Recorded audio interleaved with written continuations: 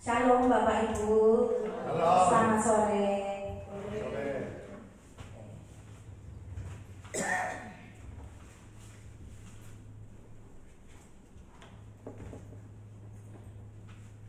Terima kasih buat kehadiran 1.500 jiwa di tempat ini. Shalom. Tuhan Yesus baik ya. Oke, kita berdoa sebentar ya. Tuhan, pada sore hari ini Tuhan, firman-Mu akan dibagikan Tuhan. Urapi mulut lidah bibirku Tuhan. Urapi Tuhan pikiranku Tuhan. Mari Roh Kudus tuntun, pimpin, kuasai kami Tuhan. Kuasai kami, penuhi kami, dan tuntun kami, pimpin kami Tuhan dalam ibadah pada sore hari ini. Dan malaikat-malaikat kami aktifkan untuk mengawal setiap firman yang akan ditaburkan, sehingga tidak jatuh di tanah berbatu dan lalu dihimpit oleh semak berduri. Tapi biarlah setiap firman yang akan dibagikan jatuh di tanah yang subur, di hati yang berkapasitas Tuhan, sehingga nantinya kami akan menjadi pelaku firman ketika kami mengerti tentang hukum-hukum-Mu, tentang ketetapan-Mu, dan tentang perjanjian-perjanjian-Mu dengan pendahulu-pendahulu kami Tuhan, supaya kami lebih bijak, kami lebih mengerti akan firman-Mu ketika kami membaca firman-Mu Tuhan. Terima kasih Bapa, terima kasih Roh Kudus Sang Penolong. Mari tuntun, kuasai mulut lidah bibirku, urapi aku, kuduskan aku. Haleluya, puji Tuhan, amin. Shalom teman-teman. Kita sore ini mau belajar tentang perjanjian, hukum, dan ketetapan ya. Jadi perjanjian di dalam Kristen adalah kesepakatan antara Tuhan dan jemaatnya. Sifatnya perjanjian itu adalah mengikat. Sifat dari perjanjian itu adalah mengikat. Ya, apakah kita punya perjanjian dengan Tuhan? Ada yang punya perjanjian dengan Tuhan?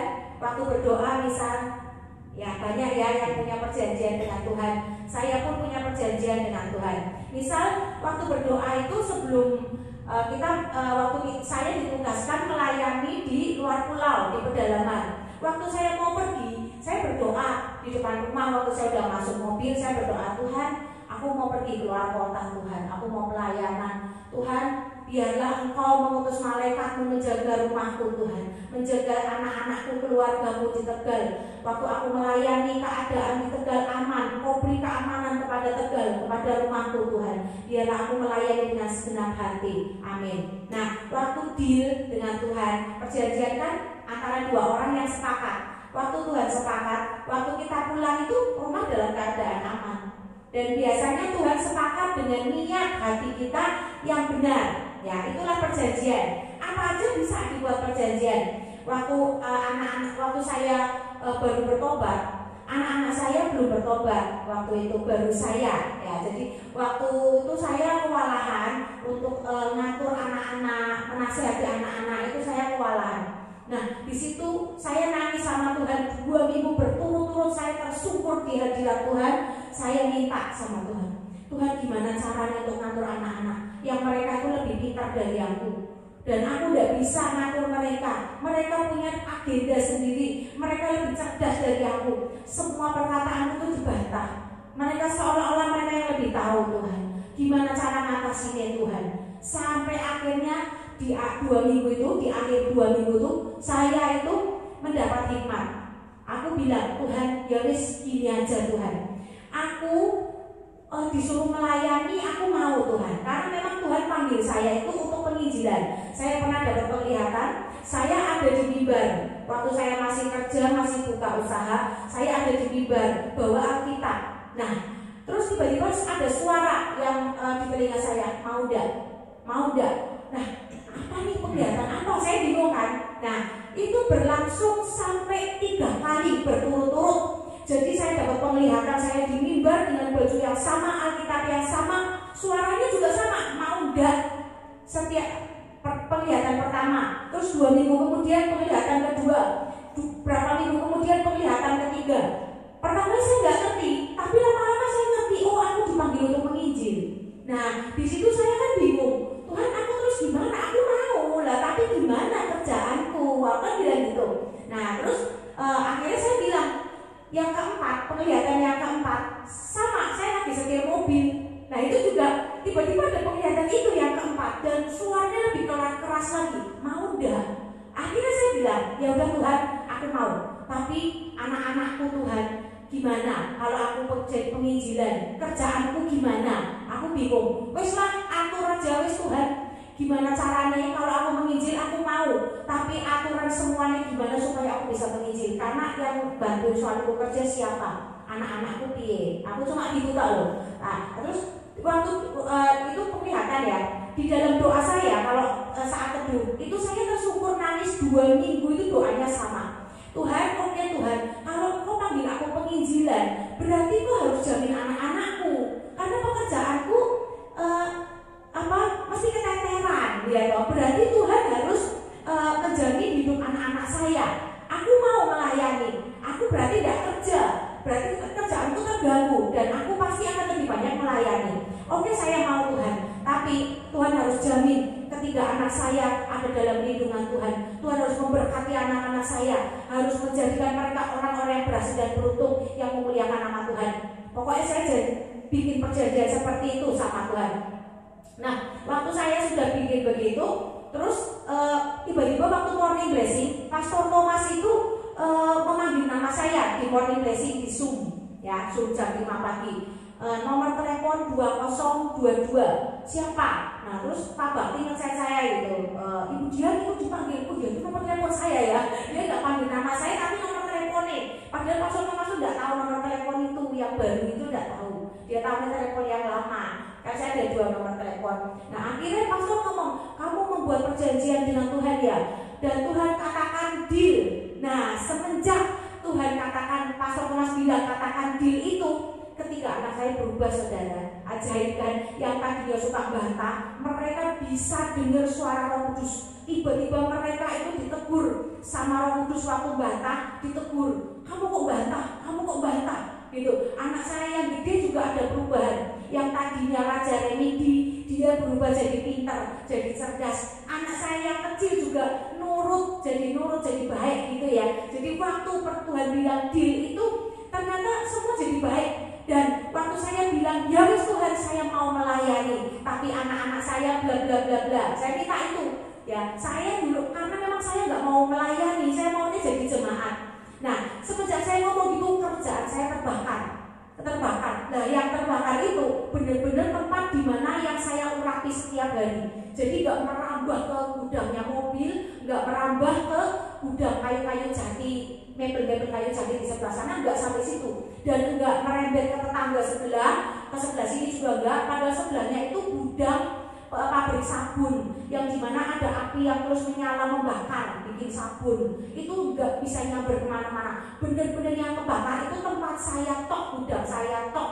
Bener-bener aneh. Bak gudang yang satu ruangan yang separuh nggak dipakai itu tidak tersentuh api. Bener-bener cuma yang saya urapi tiap hari itu tok yang kebakar. Ya, bener-bener Tuhan itu bekerja seperti di dalam Roma 8 ayat 28 sampai 30. Ya, jadi nanti dibuka. Tuhan itu bekerja memanggil saya. Saya adalah orang yang dipilih Tuhan, yang dipanggil Tuhan karena saya membuat perjanjian.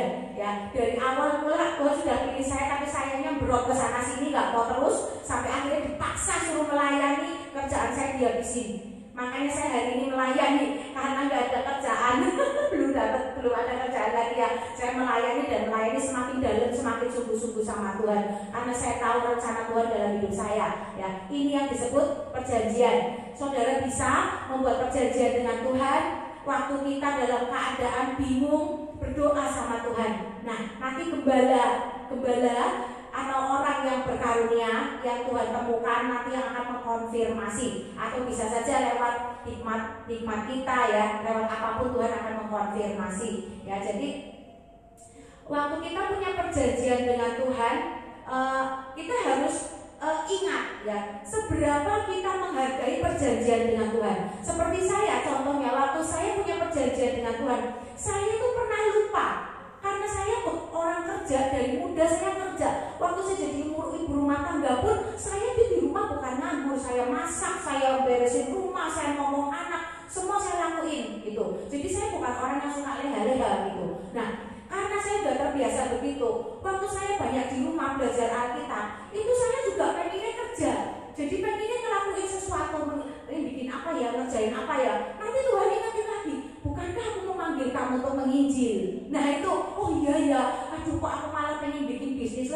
saja, padahal Tuhan belum selesai memproses saya.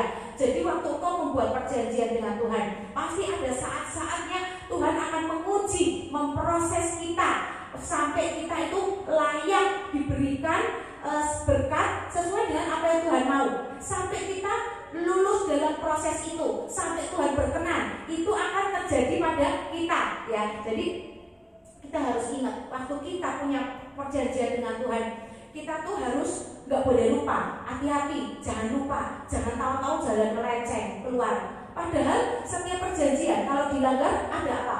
Ada konsekuensi hukum, ya. Ngeri, perjanjian itu ada konsekuensi hukum karena mengikat kedua belah pihak. Tuhan berjanji akan memberkati anak-anak saya dan saya akan melayani Tuhan sungguh-sungguh, ya. Disitulah saya selalu ingat, ya, waktu saya nggak sungguh-sungguh melayani Tuhan, saya pun nggak damai sejahtera. Kayak Tuhan bilang, kok kamu sekarang seenaknya ya, kok kamu males, kok kamu gak bangun subuh, gak berdoa, kok kamu gak nyembah. Itu meneror saya suara itu. Karena apa? Saya punya perjanjian dengan Tuhan bahwa Tuhan akan memberkati anak-anak saya kalau namanya sungguh-sungguh. Nah, itu kan sebuah keputusan yang mengikat, ya kan? Tapi hal ini positif, ya kan? Dan Tuhan mencukupkan segala sesuatu dalam hidup saya. Waktu kerjaan saya kebakar, ada aja yang terjadi yang menjadi penolong bagi keluarga saya. Itu Tuhan benar-benar saya alami secara nyata, ya, dalam lewat berbagai cara, ya. Itu benar-benar saya alami secara nyata pertolongan Tuhan. Yang nggak bisa terlihat, nggak mungkin terjadi,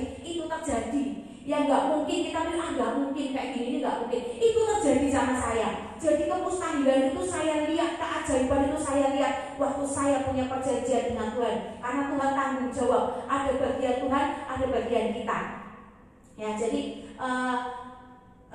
perjanjian itu adalah ketika kita punya perjanjian dengan Tuhan, Roh Kudus itu akan merealisasikan perjanjian kita dengan cara melawat orang-orang yang dipakai Tuhan, melawat orang yang dipakai Tuhan dengan cara Tuhan itu supaya perjanjian itu digenapi, mulai diproses, mulai ada proses yang sedang berjalan, ya. Terus jadi kita tuh harus, orang yang sedang diproses Tuhan ini nggak boleh lepas dari hadirat Tuhan. Waktu kita lepas dari hadirat Tuhan, tidak akan terjadi. Berarti perjanjian itu putus dan salah satu pihak pasti kena hukuman. Yang jelas pihak kita manusia, karena Tuhan itu setia. Kita yang nggak setia. Makanya waktu kita punya perjanjian dengan Tuhan, waktu kita bernasar sama Tuhan, waktu kita ditolong oleh Tuhan dan nggak sengaja kita janji, Tuhan kau baik Tuhan, oke Tuhan aku mau melayani kau lebih lagi, aku mau setia, aku ditolong di FLC, aku mau setia Tuhan di FLC Tuhan. Nah tiba-tiba dengan berjalannya waktu, iblis membuat engkau lupa, lalu nggak setia misalnya, ya kan? Nah itu juga bahaya, ada konsekuensi yang harus kita terima. Nanti kita akan pelajari, ya. Jadi kita harus selalu dipimpin oleh Roh Kudus, dikuasai oleh Roh Kudus, dipimpin oleh Roh Kudus. Kata-kata kita, pikiran kita itu harus dipimpin oleh Roh Kudus. Dan kita harus jadi tawanan Roh Kudus. Waktu kita jadi tawanan Roh Kudus, Roh Kudus adalah Tuhan kita. Waktu ada yang mau main-main dengan hambanya, Tuhan kita akan maju, ya kan? Kamu mau apa? Ini punyaku, ini hambaku. Kamu mau apa? Musuh akan berhadapan dengan Tuhan, ya. Jadi waktu kita dikuasai oleh Roh Kudus, ditawan oleh Roh Kudus, orang yang akan mencelakai kita, yang akan kurang ajar itu berhadapan dengan Tuhan, ya. Makanya kita harus tahu diri, tahu malu di hadapan Tuhan. Ya Tuhan, aku udah ditolong, aku banyak ditolong, aku diselamatkan. Jadi kita harus sungguh-sungguh dengan Tuhan dan ingat kita punya perjanjian dengan Tuhan. Jangan lupa, karena kalau lupa ada konsekuensinya, ya. Jadi hasil dari kita perjanjian dengan Tuhan itu, proses dengan Tuhan itu akan menghasilkan karunia. Waktu kita sungguh-sungguh dengan Tuhan, Tuhan akan memberikan kita menjadi serupa dengan Beliau, dengan Tuhan. Karena anak serupa dengan bapaknya. Pohon nggak jauh, buah itu nggak jauh-jauh jatuh dari pohonnya, ya kan? Karena anak itu serupa dengan bapaknya. Maka ketika kita punya Tuhan yang hebat, orang yang masuk taat dalam proses Tuhan, dia memegang teguh perjanjian dengan Tuhan, itu akan mendapat apa? Kepekaan, ya, karunia, kepekaan. Ya kan? Dia akan ada perubahan-perubahan yang nyata dalam hidupnya. Ada otoritas Tuhan yang turun. Waktu kita berdoa segera terkabul. Waktu kita berdoa segera Tuhan kabulkan. Itu ya. Jadi waktu kita nurut masuk dalam rencana Tuhan, kita terus tidak lepas, tidak keluar dari hadirat Tuhan, maka kepekaan, otoritas, karunia, kuasa itu akan turun atas kita untuk bersama-sama dengan Tuhan menggenapi perjanjian itu. Ya. Nah, jadi hasilnya itu perubahan yang nyata. Waktu perjanjian itu deal, yang terjadi adalah perubahan yang nyata. Kalau perubahan yang tidak nyata, berarti perjanjian belum deal, masih ada yang kurang. Cari hamba-hambanya, cari orang-orang yang dipakai Tuhan untuk nanya, Tuhan, aku tuh punya perjanjian begini, tapi aku belum terima jawaban. Tanya ke orang-orang yang Tuhan pakai, ya, nabi-nabinya. Ya, jadi terus perjanjian itu melibatkan dua pihak yang saling mengikat, mau sepakat, dan itu dikunci dengan materai di alam roh. Ya, perjanjian yang deal itu ada materai yang Tuhan berikan. Ya, ada kelegalan, ada sah di hadapan iblis. Biasanya orang yang itu masuk dalam perjanjian Tuhan itu biasanya tidak tersentuh oleh iblis. Paling waktu dia membuka celah dosa, baru iblis bisa bekerja. Kalau kita nggak membuka pintu untuk dosa itu masuk, nggak bisa tersentuh oleh iblis. Ya, jadi misalnya kita sampai kita sakit, ya, kita nggak bisa mati. Waktu kita perjanjian itu belum digenapi, itu nggak bisa mati. Tuhan pasti akan membentengi, Tuhan pasti akan menggenapi janjinya. Ya, oleh karena itu kita harus punya hikmat untuk bersama-sama dengan Tuhan menggenapi perjanjian itu. Ya kan? Contoh perjanjian itu 10 perintah Allah. Ya, di Alkitab, contoh-contoh perjanjian di Alkitab, ya, itu 10 perintah Allah diturunkan di dalam Keluaran 20 ayat 2 sampai 17. Itu, ya. Terus ada lagi di Keluaran 24. Itu perikopnya adalah upacara pengikatan perjanjian antara Tuhan dan bangsa Israel.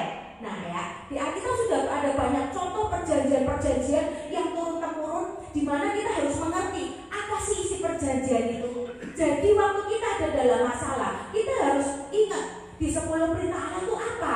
Kalau kita menuruti perjanjian itu, kita dapetnya apa? Nah, itu janji Tuhan. Ada bagian yang harus kita lakukan, taati. Ada bagian Tuhan yang memberkati kita waktu kita mentaati perjanjian itu. Ya, ada lagi di Keluaran 19 ayat 5. Ya, saya bacakan ya. Keluaran 19 ayat 5. Jadi sekarang jika kamu sungguh-sungguh mendengarkan firman-Ku dan berpegang pada perjanjian-Ku, maka kamu akan menjadi harta kesayangan-Ku sendiri dari antara segala bangsa, sebab Akulah yang mempunyai seluruh bumi. Kita akan jadi kesayangan Tuhan. Bayangin, anak kesayangan minta apa aja diturutin enggak? Diturutin, ya kan? Anak kesayangan, ya, anak kesayangan loh. Asik kan kalau kita masuk dalam perjanjian Tuhan. Kalau kamu sungguh-sungguh mendengarkan firman-Ku dan berpegang pada perjanjian-Ku, ya, itu kita jadi anak kesayangan Tuhan. Itu janji Tuhan. Terus ada lagi ya, perjanjian dengan Nuh di Kejadian 9. Ya kan? Tuhan tidak akan memberikan air bah lagi. Jadi waktu mulai nih BMKG nih, dengar-dengar nih mau ada tsunami, kita yang jadi pendoa-pendoa, kita yang tahu firman, kita angkat perjanjian Nuh. Tuhan, aku berkatakan Tuhan, tidak ada air yang melanggar titahnya, karena tertulis Tuhan, perjanjian Nuh, busur pelangi yang ada di langit itu Tuhan. Kau berkata, ada tertulis, Engkau tidak akan memberikan lagi air bah, maka daerahku tidak ada air bah. Aku berdiri mewakili kotaku. Tegal tidak ada tsunami, tsunami lewat, tsunami nggak habis di Tegal lah, perkatakan, ya. Kenapa? Perjanjian. Tuhan punya janji. Kalau kita nggak ngerti Tuhan punya janji, kita dipermainin sama iblis. Iblis nggak tahu. Kamu nggak ngerti toh? Gulung aja kotamu, gak ada yang berdoa buat kotamu. Nah itu ya, jadi perjanjian itu apa? Menyelamatkan kita. Waktu kita tahu firman Tuhan, perjanjian Tuhan dalam Alkitab itu apa aja, kita bisa naikin itu untuk menghancurkan, menolak segala kerjaan iblis iblis atas hidup kita. Itu ya, luar biasa. Kalau kita tahu hukum, tahu perjanjian Tuhan itu apa dengan leluhur kita, kita bisa tolak apa pekerjaan iblis ya. Ada lagi di dalam perjanjian Allah dengan Abraham dan keturunannya di Kejadian 17 ya. Kejadian 17 itu bisa dipelajari. Perikopnya bunyinya apa? Ada yang tahu nggak? Kejadian 17, perjanjian Allah dengan Abraham dan keturunannya. Ya, ya, ya betul itu ya. Jadi terus ada lagi dosa manusia diampuni setelah Yesus mati di salib. Ya, ada di dalam Roma 5 ayat 8 sampai 11. Saya bacain ya. Akan tetapi Allah menunjukkan kasih-Nya kepada kita oleh karena Kristus telah mati untuk kita ketika kita masih berdosa. Lebih-lebih karena kita sekarang telah dibenarkan oleh darah-Nya ya, kita pasti akan diselamatkan dari murka Allah. Sebab Roma 5 ayat 8 sampai 11. Sebab jikalau kita ketika masih seteru diperdamaikan dengan Allah oleh kematian anaknya, lebih-lebih kita yang sekarang telah diperdamaikan pasti akan diselamatkan oleh hidupnya Tuhan.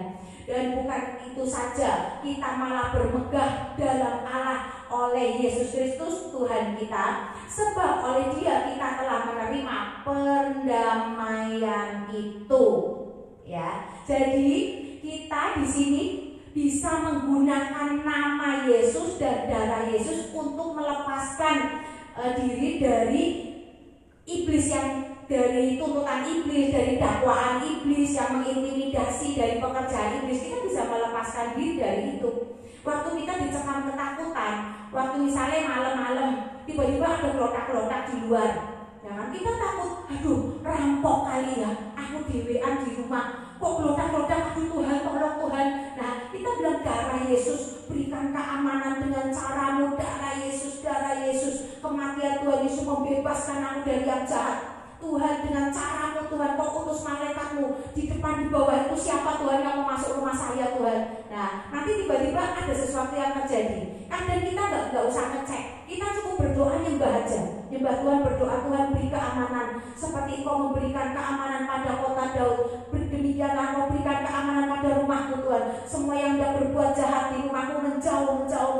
Nah itu kita bisa katakan itu ya. Darah Yesus bebaskan aku dari orang-orang yang tidak berbuat jahat di rumahku. Darah Yesus lepaskan aku ya. Itu darah Yesus, kematiannya Yesus itu melepaskan kita dari segala dosa dan maut, termasuk dari orang-orang yang hendak kurang ajar, yang hendak berbuat jahat pada kita dan anak-anak kita ya. Kita bisa angkat itu. Terus ada lagi ayatnya banyak sih. Ada di Yohanes 1 ayat 7. Ada yang mau bacain? Yohanes 1 ayat 7. Yohanes 1 ayat 7. Ya. Ia datang sebagai saksi untuk memberi kesaksian tentang terang itu, supaya oleh Dia semua orang menjadi percaya. Nah kan, terang Kristus, waktu terang Kristus itu turun, maka kita akan diselamatkan ya. Jadi ada banyak cara ya di dalam perjanjian Tuhan. Waktu terang itu turun, kita akan diselamatkan ya kan. Itu juga janji Tuhan, itu perjanjian Tuhan. Makanya kita harus mencari Tuhan sampai terang Tuhan itu turun, supaya apa? Kita selamat ya. Ada banyak ayat lagi ya, di Efesus 1 ayat 7, Ibrani 9 ayat 22, Lukas 23 sampai 24 ya. Ya, Efesus 1 ayat 7. Boleh dibaca? Yang udah nemu boleh silakan baca. Efesus 1 ayat 7. Ya. Sebab di dalam Dia dan oleh darahnya kita beroleh penebusan, Amin. pengampunan dosa menurut kekayaan kasih karunia-Nya yang dilimpahkannya kepada kita dalam segala hikmat dan pengertian. Amin. Sebab Ia telah menyatakan rahasia kehendak-Nya kepada kita sesuai dengan rencana kerelaan-Nya. Sampai 7 aja, ayat 7 aja. Kerelaan. Udah ya kan. Nah, jadi oleh darahnya itu kita beroleh apa tadi?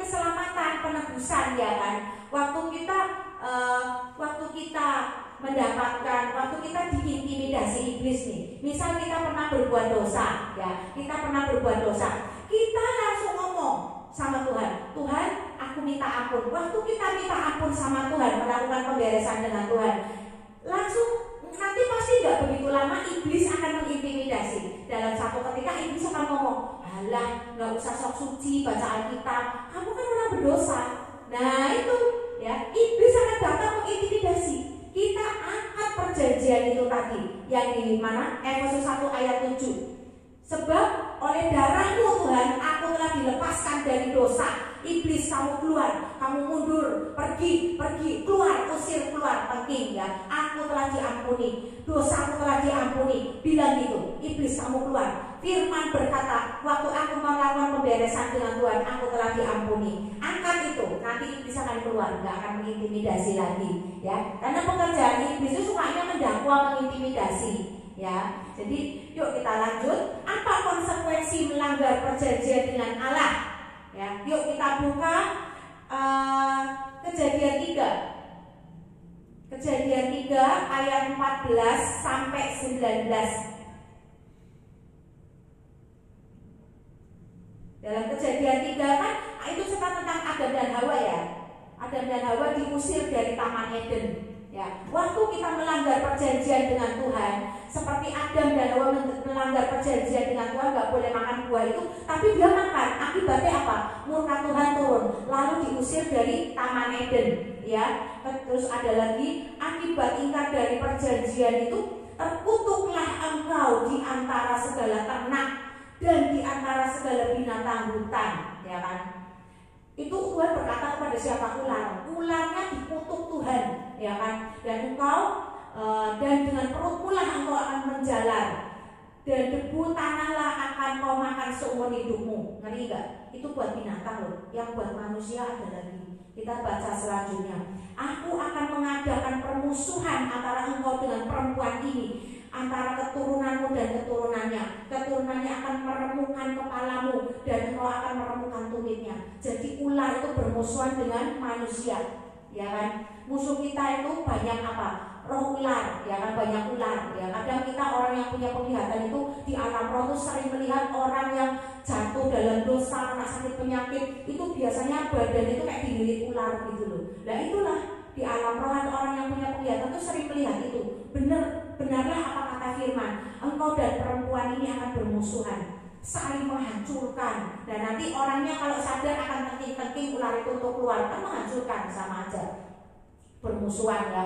Terus ada lagi nih, firmannya kepada perempuan itu, susah payahmu waktu mengandung akan membuat sangat banyak.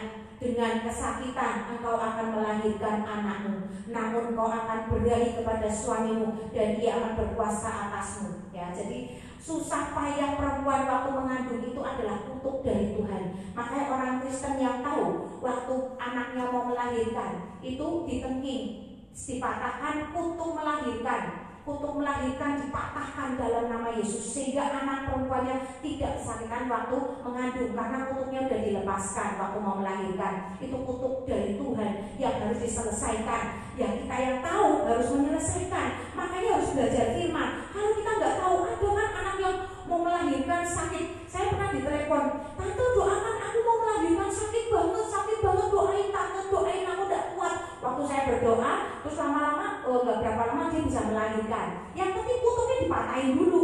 Habis itu Tuhan bekerja. Ya udah gak ada kutuk, udah gak ada kesakitan, ya kan? Nah itu. Nah terus ada lagi ya. Terus ada lagi Tuhan berfirman lagi di ayat selanjutnya. Firman-Nya kepada perempuan itu, susah payah waktu ini sudah ya. Lalu firman-Nya kepada manusia itu, karena engkau mendengarkan perkataan istrimu dan memakan buah dari pohon yang telah kuperintahkan kepadamu, jangan makan daripadanya. Maka ini kutuk untuk suami-suami, untuk orang yang mencari nafkah, ya. Maka mana tadi? Terkutuklah tanah karena engkau dengan susah payah engkau akan mencari rezekimu di tanah, dari tanah seumur hidupmu. Nah itu, jadi kita harus memberkati tanah yang kita injak, tanah yang untuk tempat kita berusaha. Bilang, Tuhan aku memberkati tanah ini. Misal punya kita ya bilang tanahku. Kalau kita ngontrak, Tuhan aku melepaskan berkat dan memutuskan kutuk pada tanah ini selama aku ngontrak di sini. Tuhan, biarlah tanah terkutuk ini menjadi tanah berkat yang tidak menyusahkan suamiku, yang tidak menyusahkan aku. Doakan tanah, karena ada kutuk atas tanah. Jelas di sini, ya kan? Kita harus mendamaikan diri dulu dengan Tuhan, mendamaikan tanah kita dengan Tuhan, karena kita hidup dikutuk Tuhan tanah itu. Makanya untuk memperbaharui, kita harus tahu firman, kita harus berdoa sesuai dengan apa yang tertulis di firman, kita doakan, ya, supaya tanah ini jadi memberkati, nggak jadi tanah yang dibuat kerja gagal terus. Itu kita harus memberkati, ya. Dan kita memberkati nggak cuma sekali loh, karena kadang ada tetangga yang nakal, dia kirim-kirim, ya. Kita kan nggak ngerti. Kalau kita tiap pagi nggak bilang darah Yesus hancurkan kutuk, jimat, mantra, darah Yesus bebaskan roh setan, roh orang kuat, roh jahat keluar dari tanahku. Kita nggak penting-penting begitu, ya, nggak mempertahankan apa yang Tuhan telah percayakan pada kita, maka kita akan kesusahan, ya, kita akan setengah mati gitu. Tiba-tiba kok sepi tokonya, tiba-tiba kok kayak gak ada kehidupan, gak ada orang beli sama sekali. Itu berarti ada yang menutup, ada orang, entah karena dosa yang kita perbuat, entah karena orang lain yang jahil. Maka kita harus pertahankan dengan cara apa? Doa perang untuk mempertahankan peperangan rohani, untuk mempertahankan apa yang menjadi milik kita yang telah Tuhan percayakan, ya. Terus tadi sampai mana ya? Terus lagi loh ini. Bentar, saya next dulu halamannya. Jadi ada lagi nih. Maka semak duri dan rumput duri akan dihasilkan bagimu, dan tumbuh-tumbuhan di padang akan menjadi makananmu. Dengan berpeluh engkau akan mencari makananmu sampai engkau kembali lagi jadi tanah. Jadi sampai mati, sampai balik lagi jadi tanah kan berarti sampai mati. Dia akan susah hidupnya waktu hidup dalam kutuk. Nah itu makanya kita jangan fanatik. Udah apa yang firman katakan, percaya aja, kita doa aja. Nah, hasilnya apa? Yang penting kita sudah lakukan peperangan sesuai dengan petunjuk firman Tuhan. Maka Tuhan akan mempermudah segala sesuatunya. Ada bagian yang harus kita lakukan, ada bagian yang harus Tuhan lakukan, ya kan? Terus waktu kita itu melanggar perjanjian dengan Tuhan, maka kematian rohani, yaitu terpisah dari kasih Allah, akan terjadi. Di Kejadian 2 ayat 17. Tapi pohon pengetahuan tentang yang baik dan yang jahat itu janganlah kau makan buahnya, sebab pada hari engkau memakannya pastilah engkau mati. Di zaman ini mati berarti apa? Melanggar perintah Tuhan berarti apa? Mati rohani, mati rezeki, apinya mati, semangatnya mati, jadi loyo. Nah itu, ya, ngeri banget. Waktu perjanjian dengan Tuhan itu dilanggar, ya, kita tidak mengikuti firman Tuhan, perintah Tuhan, itu akibatnya mati dalam berapa aspek. Ada lagi di Yeremia 11 ayat 10. Mereka sudah jatuh kembali kepada kesalahan nenek moyang mereka yang dahulu telah menolak mendengarkan firman-Ku. Mereka mengikuti Allah lain dan beribadah dengannya, beribadah kepadanya. Kaum Israel dan kaum Yehuda telah mengingkari perjanjian-Ku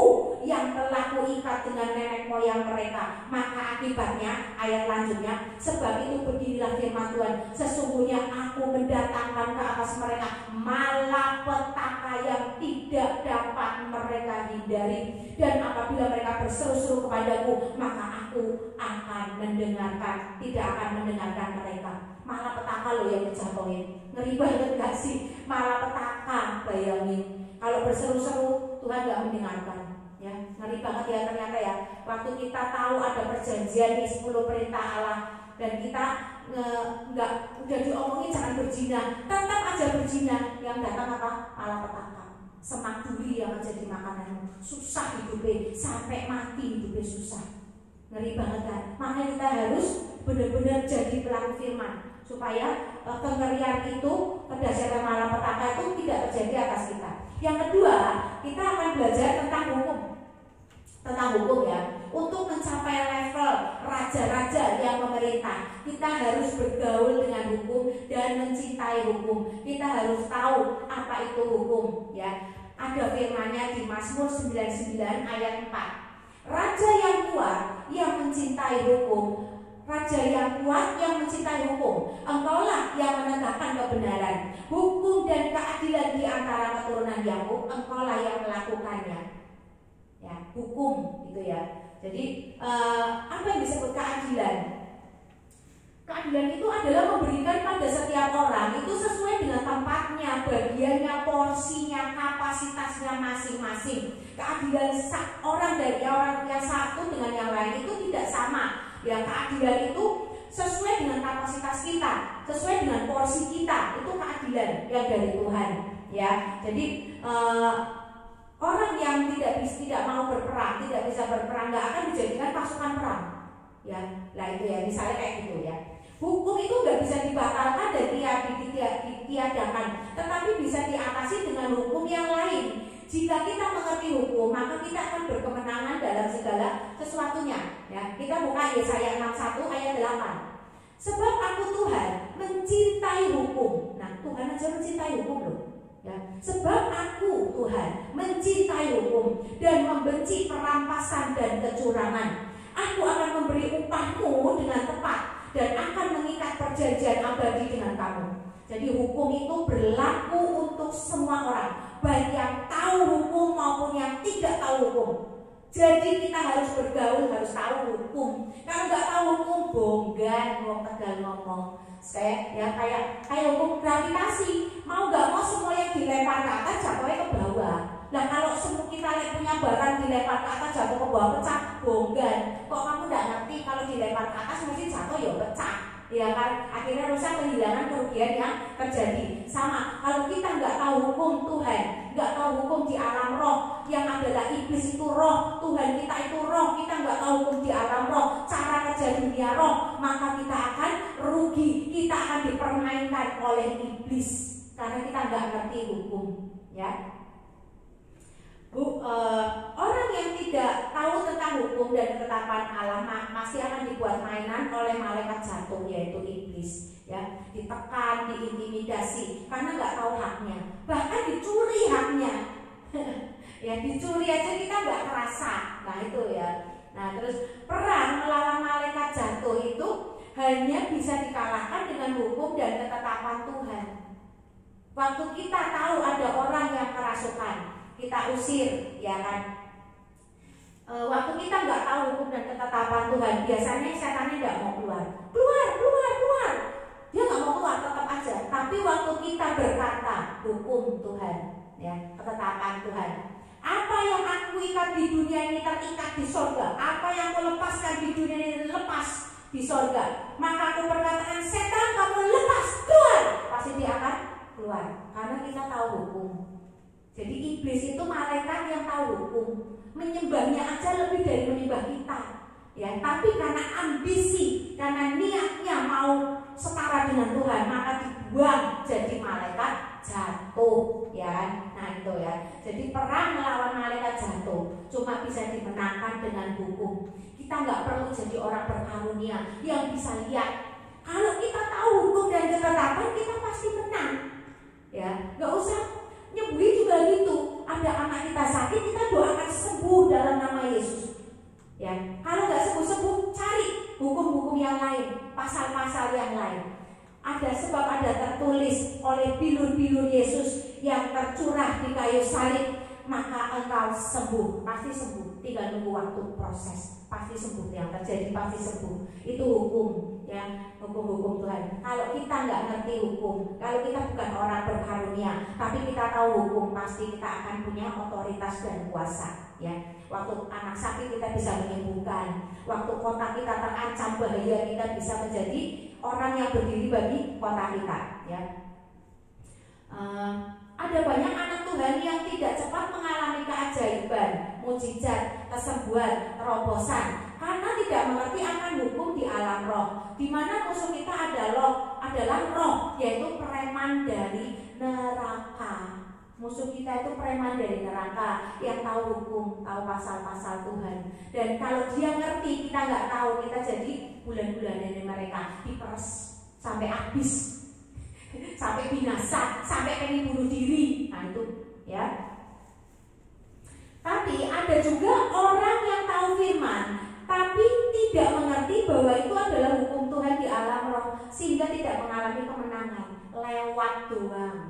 waktu baca firman lewat doang. Dia nggak nyadar, ini penting loh, ini berarti bisa buat ngawal pergumulanku yang ini. Nah, orang yang diberikan hikmat dan roh pengertian, ya, wisdom, ya, diberikan hikmat itu dia akan mengerti waktu membaca firman. Oh, ini hukum nih, ini bisa aku pegang nih untuk ngawal pergumulannya aku. Nah, itu ya. Jadi kita harus jeli waktu kita baca firman, kita minta hikmat, kita minta roh pengertian, kita minta knowledge sama Tuhan, ya, roh pengetahuan juga, supaya kita mengerti ini buat aku, ya kan? Ini bisa untuk mengawal pergumulanku itu, ya.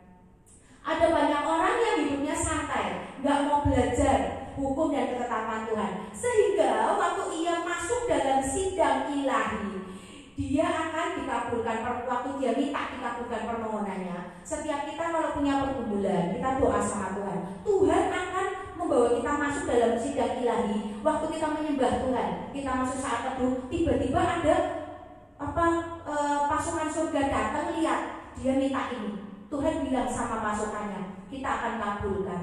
Nah, tapi segala sesuatunya itu ditimbang, dihitung sama Tuhan, ya. Jika didapati terlalu ringan, maka akan dipotong dan dihabisi. Hati-hati loh, ini banyak orang yang nggak tahu.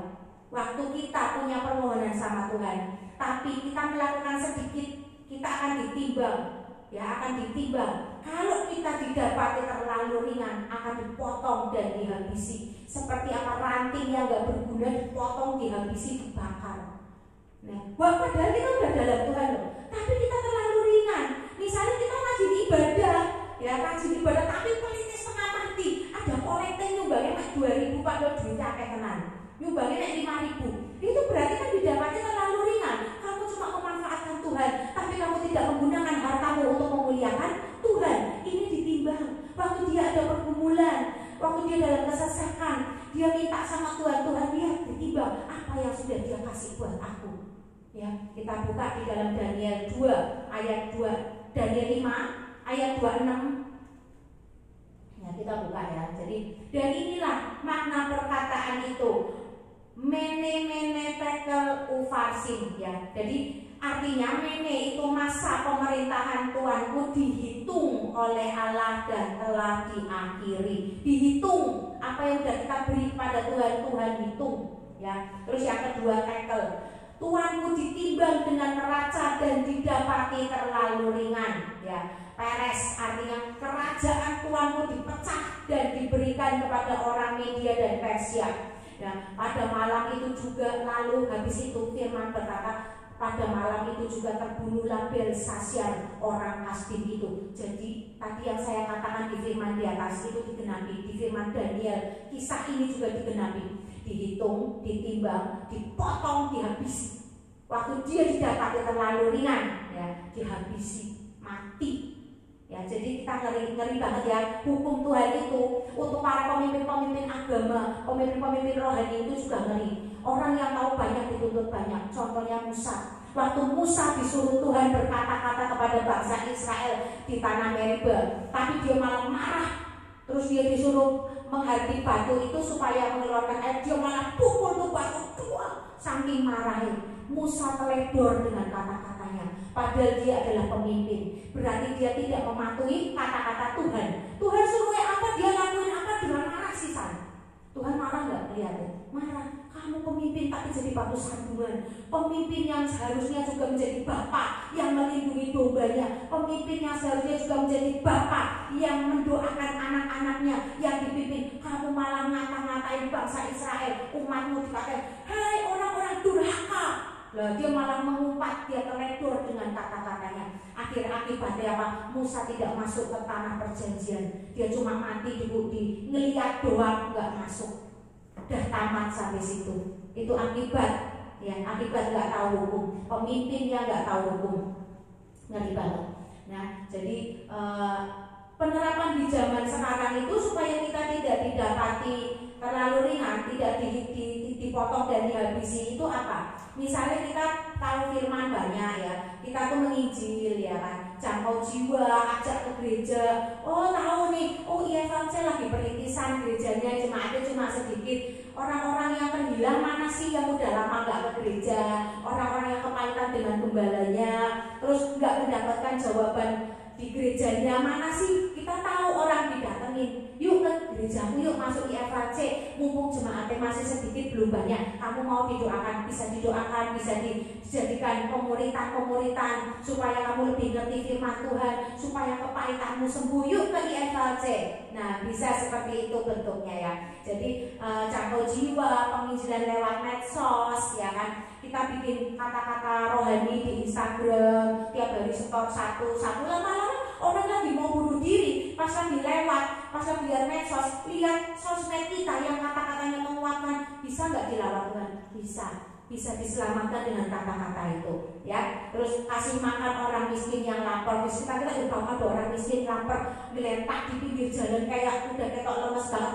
Lah kita yang punya uang, kita yang masih waras, belilah mampir ke warung nasi satu, kasih ke dia satu porsi aja, tapi itu udah melakukan firman Tuhan ya. Terus melayani Tuhan dengan hartamu, bagi engkau yang punya uang, bagi engkau yang kaya, melayani Tuhan dengan hartamu, memuliakan Tuhan dengan hartamu ya, menyuplai, kolekte menabur ya, itu dengan hartamu, itu juga ditimbang dan itu berbobot bagi Tuhan karena memuliakan Tuhan dengan hartanya.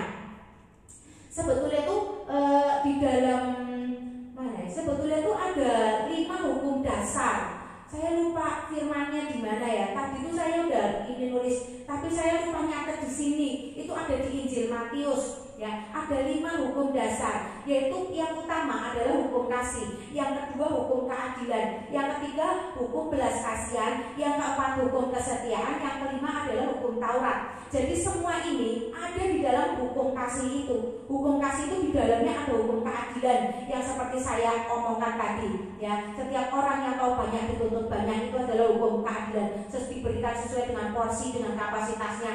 Ada hukum belas kasihan, kesetiaan yang itu hukum Taurat, 10 perintah Allah itu sudah masuk dalam hukum kasih. Jadi apa sih hukum itu? Hukum itu adalah panduan hidup bagi manusia agar berkenan di hadapan Allah ya. Jadi contohnya hukum kasih dalam perjanjian baru, hukum Taurat dalam perjanjian lama, yang sudah disempurnakan dalam hukum kasih ya. Ini yaitu ada di Markus 12 ayat 30 sampai 31 ya. Jadi orang yang tahu hukum itu tidak takut menghadapi musuh ya, pastinya ya, karena tahu hukum ya kan. Ya kita baca Markus 12 ayat 30 sampai 31. Kasihilah Tuhan Allahmu dengan segenap hatimu dan dengan segenap jiwamu dan dengan segenap akal budimu dan dengan segenap kekuatanmu.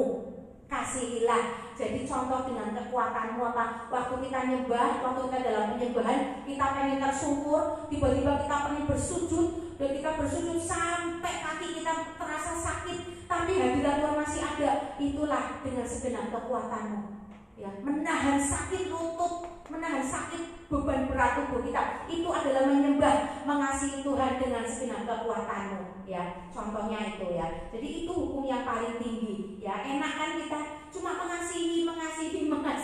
Cuma kalau ada campur tangan iblis, karena ada benih iblis dalam diri kita, itu tidak bisa mengasihi. Tadi pagi saya khotbahkan tentang benih iblis. Nanti akan saya upload di YouTube saya, namanya Abigail Dian ya di YouTube. Nanti yang pengen tahu tadi pagi tentang benih-benih iblis, tentang tanda-tanda kehadiran iblis dalam hidup kita itu apa aja, ada banyak sekali. Nanti play YouTube saya, nanti malam mau saya upload ya. Nanti saya share di grup FLC juga nggak apa-apa.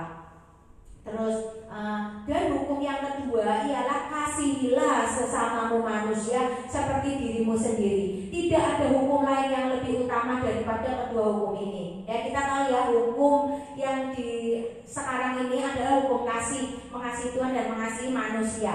Ya, hukum itu adalah hukum ya. Hukum dan keadilan itu sangat mengerikan konsekuensinya atau dampaknya ya. Tadi kan saya sudah bahas. Semakin tahu banyak, kita dituntut banyak. Semakin ke atas, semakin banyak dituntut. Maka kita harus mengerti hukum ya. Contohnya Musa tadi ya, jadi dia nggak bisa masuk ke tanah perjanjian. Ketetapan, sekarang kita mau belajar tentang ketetapan. Apa itu ketetapan? Ketetapan itu ada rencana Allah. adalah kedaulatan keputusan Allah yang adalah kedaulatannya sebagai raja tertinggi. Jadi Allah raja tertinggi itu kalau udah ngomong A ya A, nggak bisa diubah-ubah. Makanya kita jangan sampai Tuhan itu memutuskan segala sesuatu dengan marah. Jangan sampai membuat Tuhan itu marah pada kita ya. Karena begitu ketetapan itu udah diomong, nggak bisa diubah loh. Ya, kita belajar contoh persepuluhan, ketetapan adalah persepuluhan itu adalah ketetapannya Tuhan. Karena Tuhan itu sudah menetapkan, lalu dia bilang ujilah. Ya, kita buka Maleakhi 3 ayat 10 sampai 11. Bawalah seluruh persembahan persepuluhan itu ke dalam rumah perbendaharaan, supaya ada persediaan makanan di rumahku, dan ujilah aku, firman Tuhan semesta alam. Ya. Akibatnya apa? Waktu kita mentaati ketetapan Tuhan yang persepuluhan itu, di sini firman-Nya tertulis, apakah ujilah aku? Apakah aku tidak membukakan bagimu tingkat-tingkat langit dan mencurahkan berkat kepadamu sampai kelimpahan? Ya kan? Aku akan menghardik bagimu belalang pelahap, supaya jangan dihabisinya hasil tanahmu, dan supaya jangan pohon anggur di padang tidak berbuah bagimu. Firman Tuhan semesta alam. Ya, itu Tuhan suruh uji. Tuhan suruh uji. Makanya apa? Ada kata-kata tadi ditimbang. Ya kan, ditimbang, semuanya ditimbang, dihitung ya. Karena di Maleakhi 3 pun Tuhan bilang ujilah. Jadi kalau kita belum diberkati secara materi, padahal kita sudah diproses Tuhan lama, berarti ada yang salah. Apakah kita berbohong pada Tuhan dalam hal perpuluhan misalnya? Kita bisa koreksi itu, koreksi diri ya. Ada lagi nih tentang ketetapan Tuhan. Ketetapan Tuhan itu apa lagi? Yaitu Yesus harus mati di kayu salib. Ya, ada lagi firman yang berkata ketetapan Tuhan, tidak sehelai rambut pun jatuh tanpa seizin Tuhan. Jadi waktu kita ada dalam bahaya, ada kuasa gelap yang lagi ke rumahku loh, kok rumahku ada ledakan, ada apa ya? Kan banyak tuh orang yang ketakutan, telepon, kayaknya aku disantet orang, rumahku tuh ada 2 roh gitu, tapi dia ada apa-apa, doakan bu, doakan bu, doakan bu. Nah, tinggal bilang aja, darah Yesus, segala yang jahat yang menuju pada rumahmu, aku sapu bersih dalam nama Yesus. Sebab ada tertulis, Tuhan berfirman, tidak sehelai rambutmu pun akan jatuh tanpa seizin Tuhan. Nah, kalau kita sudah hidup kudus, tidak ada Tuhan mengizinkan kita dihabisi iblis. Nggak ada. Bahkan sehelai rambut pun tidak akan dibiarkan jatuh tanpa seizin Tuhan. Ini kata firman loh, ketetapan Tuhan loh. Kalau kita nggak tahu, kita ketakutan. Waduh, Jojo aku kena santet ya. Jojo aku kena santet sih, meledak tadi apa? Nah itu ketakutan karena kita nggak tahu hukum, kita nggak tahu ketetapan Tuhan. Waktu kita udah tahu ini, kita berkatakan tolak itu semua kuasa gelap yang sudah mengincar aku tolak, aku sapu bersih, aku hancurkan, aku jungkir balikan pekerjaan iblis. Sebab aku diberikan kuasa untuk menginjak ular dan kalajengking, menahan kekuatan musuh. Tidak sehelai rambut pun akan jatuh tanpa seizin Tuhan. Katakan itu, deklarasi yang keras, supaya setan yang lagi ngincar itu tahu, dengar. Pasti kalau dia tahu, kita tahu hukum dan ketetapan Tuhan, nggak akan kita tersentuh. Aman, nggak usah jadi orang berkarunia yang lihat santet, lihat apa, nggak usah. Kita cukup taat, tunduk kepada Allah, lawan iblis dengan apa? Deklarasi, dengan firman Tuhan. Nah, itu kita menang. Ini ketetapan, ya, hukum Tuhan. Lukas 10 ayat 19 itu juga hukum Tuhan, ketetapan Tuhan bagi orang-orangnya yang takut kepada Allah dan tunduk kepada Allah, dan dia bisa melawan iblis. Ya, itu. Ya, ada lagi ya, Roma 8 ayat 28 sampai 30 ya. Waktu kita dalam kesesakan, kita tahu kita ini orang dipilih Tuhan apa enggak. Kita itu lagi diuji Tuhan, apalagi dalam pencobaan iblis. Apa kita lagi menerima kedahsyatan malapetaka? Ya, jadi kita bisa introspeksi diri. Di khotbah yang lalu, minggu lalu saya menjelaskan tentang ini, tentang bedanya orang yang diuji Tuhan dan orang yang sudah mengalami kedahsyatan malapetaka, itu apa bedanya. Itu saya udah khotbah itu. Nah, itu belum saya upload, nanti saya upload ya. Kalau mau dengerin bisa dengerin YouTube saya, Abigail Dian, tapi belum saya upload. Nanti malam saya upload semua. Dan orang-orang yang mati akan dibangkitkan di akhir zaman, ini juga ketetapan Tuhan. Terus Yesus harus mati di salib, itu adalah ketetapan Tuhan. Sampai Yesus ketakutan, dia berdoa 3 kali, Tuhan kalau boleh berlalulah cawan ini daripadaku. Ya, kan itu udah ketetapan Tuhan. Sampai dia mau mohon kepada Tuhan, boleh enggak? Biasanya kalau Tuhan udah menetapkan, nggak bisa dirubah. Contohnya Yesus harus mati di kayu salib untuk menebus dosa kita, menyelamatkan kita dengan darahnya yang berkuasa, dengan namanya yang berkuasa. Bisa nggak Tuhan ubahkan? Enggak. Digagalkan enggak. Ya, kalau itu sudah ditetapkan Tuhan. Ya, jadi ada ketetapan yang nggak bisa digagalkan. Tetapi dengan kasih, hukum kasih yang tadi saya bilang, di situ ada keadilan, di situ ada kesetiaan, di situ ada belas kasihan. Kita kadang bisa nawar sama Tuhan. Contohnya apa? Sodom dan Gomora. Waktu Tuhan mau menghancurkan, Tuhan bilang sama sahabatnya disuruh berdiri untuk kota. Itulah kenapa Tuhan mencari pendoa-pendoa syafaat. Karena waktu kita berdiri untuk sebuah kota, kita berdiri untuk gereja kita, berdiri untuk orang lain yang sedang tangannya, kita lihat orang itu lagi tangannya buat racun sama orang itu, kita datengin Tuhan, aku berdoa untuk orang itu Tuhan, bersyafaat itu berdoa untuk orang lain. Ya, Tuhan, aku mohon ampun, aku mewakili dia Tuhan, ampuni dia Tuhan, kiranya tanganmu turun Tuhan, jangan teracun lagi. Aku nih Tuhan, udah minta maaf Tuhan, aku mewakili dia Tuhan, dia tidak ngerti Tuhan, dia ketakutan Tuhan, ampuni dia Tuhan. Tuhan akan apa? Ampuni. Seperti contohnya apa? Sodom dan Gomora. Karena Tuhan itu berbelas kasih, karena ada hukum kasih di perjanjian baru, ya, di mana kita hidup sekarang, itu ada hukum kasih. Jadi kita bisa negosiasi sama Tuhan. Seperti Abraham menegosiasi, akhirnya Lot diselamatkan, ya. Itu, ya, jadi Musa tidak masuk tanah perjanjian, itu juga udah ketetapan Tuhan, ya, karena dia ceroboh dengan kata-katanya. Kita buka Mazmur 106 ayat 32 sampai 33. Saya bacakan, ya. Mereka menggusarkan dia dekat air Meriba, sehingga Musa kena celaka karena mereka. Mereka menggerutu terus sama Musa sampai Musa kena celaka karena mereka. Nah, itu sebab mereka mengakhirkan hatinya, yaitu hatinya Musa, sehingga ia teledor dengan kata-katanya. Jadi apa? Musa, karena kebodohan Musa, keteledoran Musa tidak masuk ke tanah perjanjian, tapi Musa cuma melihat doang. Ya, ini ketetapan, ya. Di Bilangan 20 ayat 10 sampai 11 itu juga sama. Ketika Musa dan Harun telah mengumpulkan jemaah itu di dekat bukit batu itu, berkatalah ia kepada mereka, dengarlah kepadaku, hai orang-orang durhaka. Loh, Musa ngutukin orang-orangnya, ngutukin domba-dombanya, ngatain durhaka, ya kan? Setelah itu Musa mengangkat tangannya lalu memukul bukit batu itu dengan tongkatnya 2 kali. Tuhan nyuruh mukul enggak, nyuruh berkata-kata pada bukit batu itu, tapi Musa malah mukul 2 kali. Dua. Ini kalau di dalam buah roh, 9 buah roh, tidak ada pengendalian diri. Ini adalah celah di mana iblis masuk menuntut kepada Tuhan. Tuhan itu pemimpinmu loh Tuhan. Dia nggak nuruti kamu, dia nggak menghormati Tuhan. Dia disuruh berkata-kata malah ngamuk mukul ke tongkatnya yang sakti itu. Ya kan, malah marah mukulin tongkatnya yang sakti itu. Ya kan, berarti kan kurang ajar. Ya, makanya dalam tubuh jiwa roh kita, waktu kita menyembah Tuhan, janganlah kita kurang ajar. Waktu kita menyembah dengan sungguh-sungguh, ya.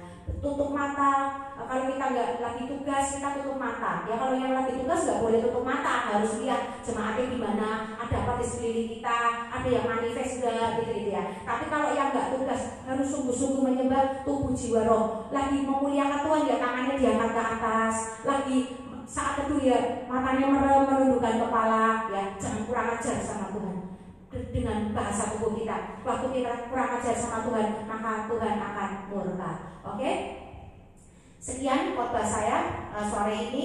Mari kita berdoa. Tuhan, kami berdoa Tuhan, biarlah setiap firman yang ditaburkan tentang apa itu perjanjian Tuhan dengan pendahulu-pendahulu kita, apa manifestasinya dalam akhir zaman ini Tuhan, dan juga apa itu hukum-hukum-Mu Tuhan, biarlah Engkau berikan hikmat kepada kami, pewahyuan, dan Engkau berikan pengertian kepada kami Tuhan, supaya kami mengerti apa saja hukum-hukum yang ada di Alkitab, dan apa saja ketetapan-ketetapan-Mu yang ada di Alkitab Tuhan, sehingga kita tidak menjadi orang yang dibodohi iblis, sehingga kita tidak menjadi orang yang dipermainkan oleh iblis Tuhan. Ajar kami mengerti, ajar kami mampu untuk menerapkannya dalam hidup kami sehari-hari di akhir zaman ini Tuhan, sehingga kami semua nanti akan rapture, sehingga kami akan naik di awan-awan bersama denganmu Tuhan. Dan tidak ada satupun dari kami yang tertinggal, tidak ada satupun dari kami yang tertinggal Tuhan.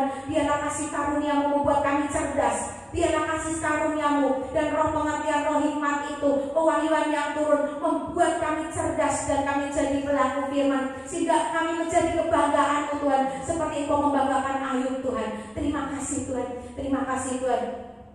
Terima kasih Tuhan, tanamlah segala firman-firman-Mu ini, pengertian malam hari ini, tanamkan dalam roh hati kami, supaya kami tidak melupakannya, tapi kami terus mengingatnya Tuhan. Terima kasih Tuhan, terima kasih Tuhan. Materaikan pertemuan malam hari ini, materaikan khotbah pada malam hari ini Tuhan.